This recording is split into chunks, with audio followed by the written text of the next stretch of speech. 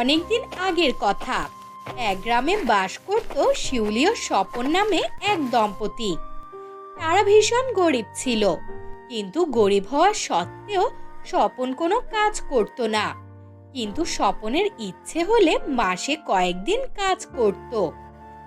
একদিন স্বপন কাজে যাবে বলে মন স্থির করলো। তাই তার স্ত্রী শিউলিকে বলে, শুনো, কাল ভোর ভোর রান্না শেষ করে ফেলবে। আমি কাজে যাব, হাতের মধ্যে কোনো টাকা নেই, তাই মন মতো কিছুই করতে পারছি না। ও, তোমার তাহলে কাজে যাওয়ার দিন হয়েছে।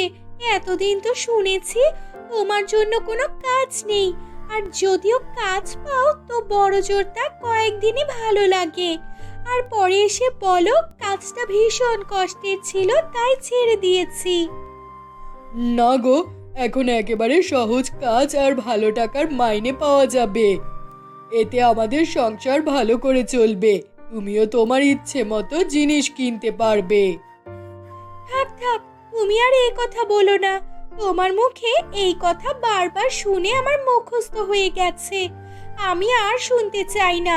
আর হ্যাঁ, কাল যে কাজে যাবে সেই কাজটা অন্তত মন দিয়ে করো। এই কাজটা কয়েকদিন পর ছেড়ে দিলে পরে আর কেউ তোমাকে কাজে নিবে না, মনে রেখো। না গো, আমি আর এমন সহজ কাজ ছেড়ে দেব না, কিন্তু এই কাজ মাসে কয়েকদিন করা যায়, তখন আমাকে তো আবার ঘরেই বসে থাকতে হবে, তাই না? হ্যাঁ হ্যাঁ, কাজে না যেতেই শুরু হয়ে গেছে নানা তালবাহানা। আমি জানতাম তুমি এই কথাই বলবে।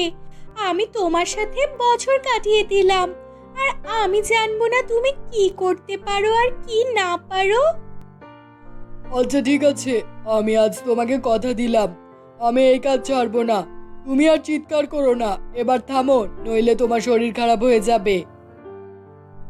আর শরীর, আমার কথা যদি তোমার মনে থাকতো তাহলে তুমি রোজ রোজ কাজ না করে ঘরে বসে থাকতে পারতে না। এরপর শিউলি স্বপনের সাথে কোনো কথা না বলে ঘরের বাকি কাজগুলো করতে লাগলো। কাজ শেষ করতে করতে সন্ধ্যা হয়ে যায়। তখন শিউলি দেখে স্বপন ঘুমিয়ে পড়েছে, আর শিউলি রেগে গিয়ে বলে, সেই কখন থেকে ঘুমাচ্ছ তুমি? বিকেল গড়িয়ে রাত হয়ে গেছে, এখনো বিছানায় শুয়েই আছো। আমি বুঝতে পারি না তোমার চোখে এত ঘুম কোথা থেকে আসে। অন্যান্য পুরুষ মানুষ ভাবে কিভাবে কাজ করলে কিছু টাকা বেশি পাওয়া যায়, আর তুমি শুধু পড়ে পড়ে ঘুমাতে পারো। তোমার রাগ এখনো কমেনি? আমি তো তোমাকে কথা দিলাম কাল থেকে রোজ কাজে যাব, তবুও তুমি রাগ করে আছো। ঠিক আছে, আমি এখন থেকে খুব কম ঘুমাবো। এবার তুমি দয়া করে একটু তোমার রাগটা কন্ট্রোল করো, আর পারলে আমাকে কিছু খেতে দাও।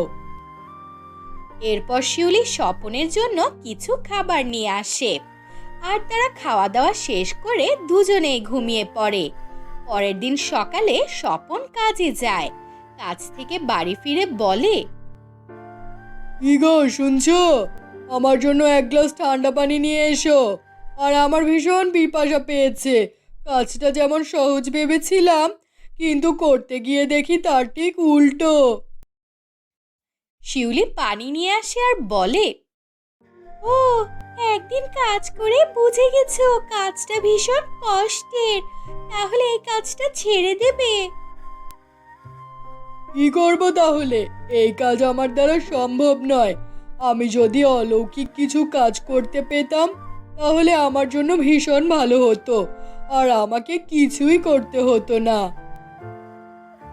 হ্যাঁ হ্যাঁ, তুমি নিজের শক্তির দ্বারা কোনো কাজ করতে পারবে না, আর শুধু বলবে অলৌকিক কাজের কথা। এসব আবার হয় নাকি? তুমি আগে শুনোনি তাই এই কথা বলছো, তবে কি হয়েছে, এখন তো শুনছো। আর এটা সত্যি কথা।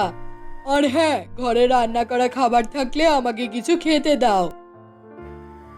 হ্যাঁ আছে, তুমি একটু বসো, আমি এখনই নিয়ে আসছি। এরপর শিউলি কিছু খাবার নিয়ে আসে, আর স্বপন খেতে খেতে বলে, ওহ, খাবারটা খেতে ভীষণ ভালো হয়েছে। আমার বড্ড খিদে পেয়েছিল, তাই অনেক খাবার খেয়ে ফেলেছি। আমার একটু বিশ্রাম নিতে হবে। তারপর স্বপন বিশ্রাম নিতে গিয়ে ঘুমিয়ে পড়ে আর রাত হয়ে যায়। তখন স্বপন ঘুমিয়ে ঘুমিয়ে স্বপ্নে দেখে তার ঘরের বাইরে কয়েকটা টমেটো গাছ রাখা আছে, আর কেউ যেন বলছে সেগুলো জাদুর টমেটো গাছ। আর তার একটু পরে স্বপনের ঘুম ভেঙে যায়। স্বপন বিছানা থেকে নেমে বাইরে যায় আর গিয়ে দেখে সত্যি টমেটো গাছ পড়ে আছে। তখন স্বপন শিউলিকে ডেকে বলে, শিউলি, বাইরে এসে দেখে যাও কি কাণ্ড হয়েছে। আমাদের ভাগ্য এবার বদলে যাবে। তারপর শিউলি সেখানে যায় আর স্বপন শিউলিকে সব কথা খুলে বলে। সব শুনে শিউলি বলে, ঠিক আছে, তাহলে সকালে আমরা আমাদের ঘরের সামনের ফাঁকা জায়গায় এই জাদুর টমেটো গাছ লাগিয়ে দেব। পরের দিন সকালে শিউলি জাদুর টমেটো গাছগুলো লাগিয়ে দেয়।